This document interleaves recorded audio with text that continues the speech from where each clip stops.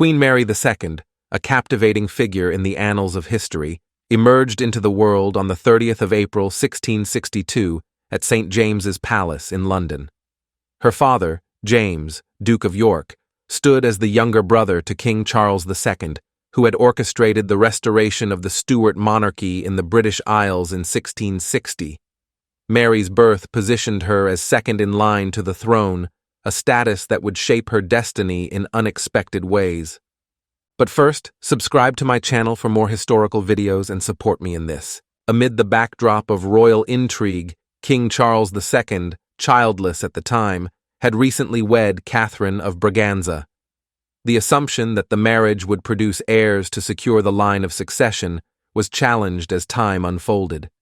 Mary's mother, Anne Hyde, hailed from a Protestant background but, influenced by experiences in exile, both she and James would eventually convert to Catholicism. In the 1660s, Britain seemed to regain normalcy after decades of upheaval. Mary, named after the staunchly Catholic Mary, Queen of Scots, grew up in a period known as the Restoration, marked by liberality and courtly indulgence. Yet, beneath the veneer of seeming normality, religious tensions persisted, foreshadowing the complexities that would shape Mary's future. Mary's childhood mirrored the typical royal upbringing of early modern times. Raised in Anglican Protestantism, she received a classical education at Richmond Palace, marked by exposure to Greek and Roman classics, dance, music, and the refinement of French. Her childhood, however, was not without sorrow, as her family faced repeated tragedies, with several siblings succumbing to illnesses such as smallpox and the bubonic plague. As Mary matured, her familial experiences and the Restoration era's licentiousness were juxtaposed against the religious undercurrents of the time.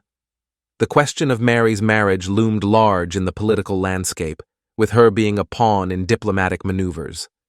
Ultimately, she was betrothed to William, Prince of Orange, in a union intended to strengthen ties with the Dutch Republic. The marriage between Mary and William, though initially met with challenges, would evolve into a robust partnership. Their shared commitment to Protestantism became a cornerstone of their bond, transcending the trials of political conflicts and personal revelations.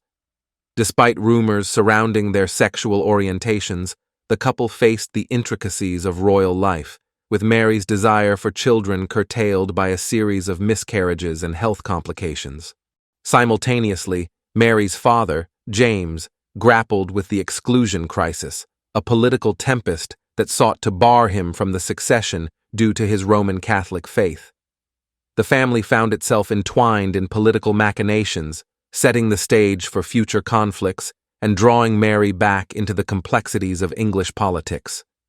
In recounting the life of Queen Mary II, we journey through the vibrant tapestry of 17th-century Europe, navigating the intrigues of royal courts, religious conversions, and the delicate balance between personal desires and dynastic responsibilities. Mary's story unfolds as a captivating narrative, inviting us to explore the intersections of history, family, and the ever-shifting tides of power. James II faced a challenge because he didn't have a direct heir to secure the throne, even though he had many children from mistresses. His marriage to Queen Catherine didn't produce any children who survived. When James died, his daughter Mary, conflicted but motivated by her Protestant beliefs, joined her husband William in accepting an invitation to rule, starting the Glorious Revolution in 1688. Before this, there were concerns about James favoring Catholics and undermining Protestant privileges. A possible alternative, James Scott, Duke of Monmouth, led a rebellion in 1685, but failed. As James became more pro-Catholic, tensions rose. When he had a male heir, the Immortal Seven invited William and Mary to intervene. Mary struggled emotionally with the decision to betray her father, but duty and Protestantism prevailed.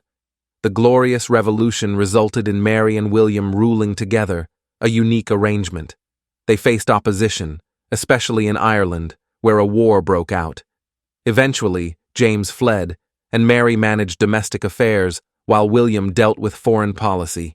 Mary, passionate about gardening and animals, played a role in developing Kensington Palace. The Glorious Revolution marked a turning point, establishing limits on the monarchy's power through the Declaration of Rights and the Bill of Rights in 1689. Mary's reign was notable for managing finances during the costly 9 Years' War and sponsoring musicians like Henry Purcell. Despite the challenges, her impact on constitutional history and cultural patronage endured. Mary II, as Queen of England, Scotland, and Ireland, held strong convictions rooted in her Protestant faith. Concerned about what she perceived as increasing moral decay, she took steps to combat vices such as profanity, prostitution, excessive drinking, and immoral content on the London stage. In 1691, she supported the establishment of the Society for the Reformation of Manners, aiming to foster a more puritanical religious environment and address social issues. Mary and William aimed to make the Church of England more staunchly Protestant.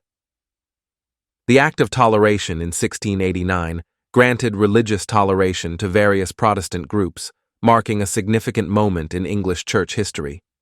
Mary oversaw reforms in the English liturgy and religious services, contributing to a shift toward greater Protestantism in the church. Mary's reign was cut short when she contracted smallpox in November 1694 and died on December 28, 1694, at the age of 32. Her funeral, held in March 1695, was an elaborate state affair, attended by members of both the House of Commons and Lords. Despite her brief reign, Mary II played a pivotal role in the Glorious Revolution and contributed to shaping the constitutional and religious landscape of Britain. However, her life was marked by family tragedies and conflicts, emphasizing the complexities of her historical legacy.